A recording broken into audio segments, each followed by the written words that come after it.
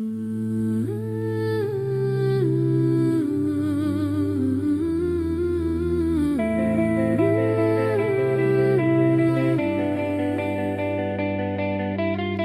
duché de Bretagne devenu une province française, les voies maritimes ouvertes à tous. François Ier mandate un Malouin, Jacques Cartier, pour explorer le continent nord-américain.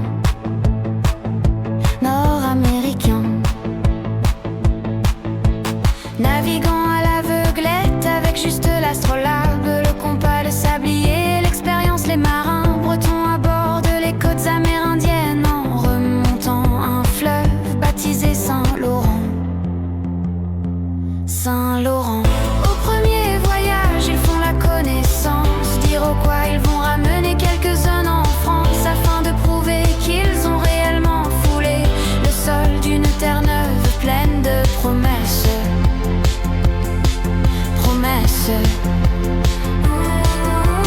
Pendant le second voyage, l'équipage est sauvé grâce à un autochtone qui leur dévoile le secret de l'arbre à miracle. En remerciement, ils embarquent de force pour la France le chef Iroquois, Donnacona. Ce dernier fait miroiter une cité extraordinaire à François Ier du troisième voyage. Cartier ramènera du quartz et du fer pensant avoir mis la main sur une mine d'or et de diamants.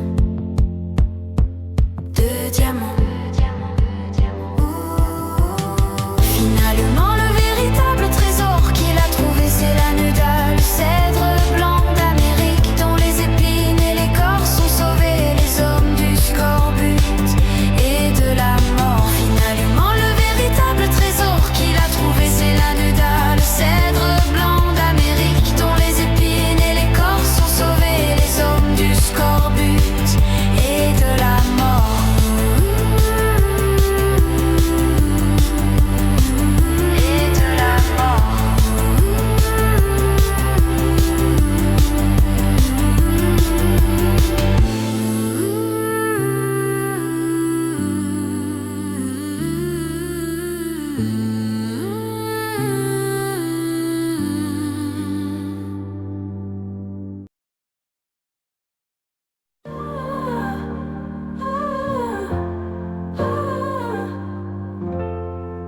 De la plaine des fougères, elle se précipite la petite rivière Saint-Jean. Elle a cure de la guerre entre le camp des Bostons et le camp des Français. Elle a hâte de se transformer en cascade d'hélice. Elle a hâte de se transformer en cascade d'hélice. Les 12 mutants se sont sans doute rafraîchis dans son bassin à quartier français. Exilés de fort au fond, on a cru les abandonner, on les a simplement délivrés. De la plaine des fougères, elle se précipite la petite rivière Saint-Jean.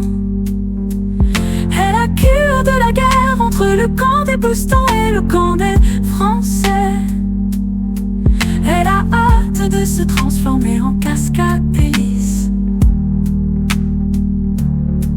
Elle a hâte de se transformer en cascade d'hélice. Ont-ils débusqué la caradine, chevaquine blottie dans le creux de la rivière? Ont-ils attendu la montée des bichiques avec des vouves de fortune à l'embouchure? Quand on les a retrouvés, ils disaient s'être crus au paradis. De la plaine des fougères, elle se précipite à la petite rivière Saint-Jean. Elle a cure de la guerre entre le camp des Bostons et le camp des Français. Elle a hâte de se transformer en cascade d'hélice. Elle a hâte de se transformer en cascade d'hélice. Ils n'ont pas eu le temps de goûter aux fruits du vitex d'Oniana qui parsème le sol de ses graines. Le bouchon, petite prune noire, luisante et sucrée. Le botaniste qui l'a introduit n'était pas encore né.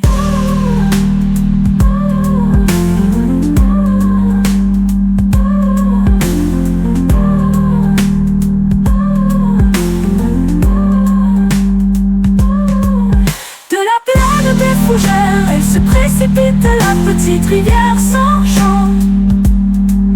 Et la cure de la guerre entre le camp des Boustons et le camp des Français. Elle a hâte de se transformer en cascade d'hélices. Elle a hâte de se transformer en cascade d'hélices. Ont-ils trouvé le bananier au feuillage rouge au rosé et son tapis d'un onde violette? Et le jacquier au gousses jaune charnu et mielleuse? Ont-ils trouvé des bananiers, des cocotiers? Au milieu des bambous se sont-ils la nuit réchauffée? De la plaine des fougères, elle se précipite la petite rivière sans chant. Et la cure de la guerre entre le camp des Boustons et le camp des Français. Elle a hâte de se transformer en cascade d'hélices. Elle a hâte de se transformer en cascade d'hélices. Et la cure de la guerre entre le camp des Boustons et le camp des Français.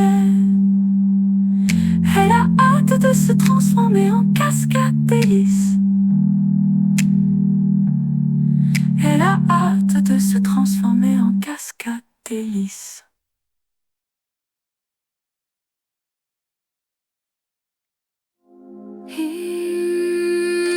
Il était une fois un roi très catholique, Henri VIII. Au bout de 20 ans de bons et loyaux au service, il créa une église anglicane pour se débarrasser de son épouse qui ne lui donnait pas de fils.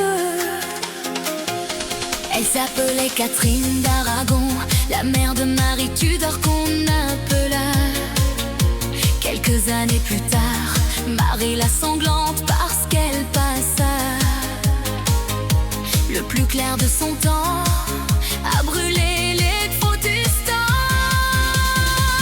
Catherine d'Aragon finit ses jours dans un château. Prison, elle fut remplacée par Anne Boleyn qui donna au roi Henri une fille Élisabeth, une reine qui se défiliera tant celle qui voit. Mais ne dis rien,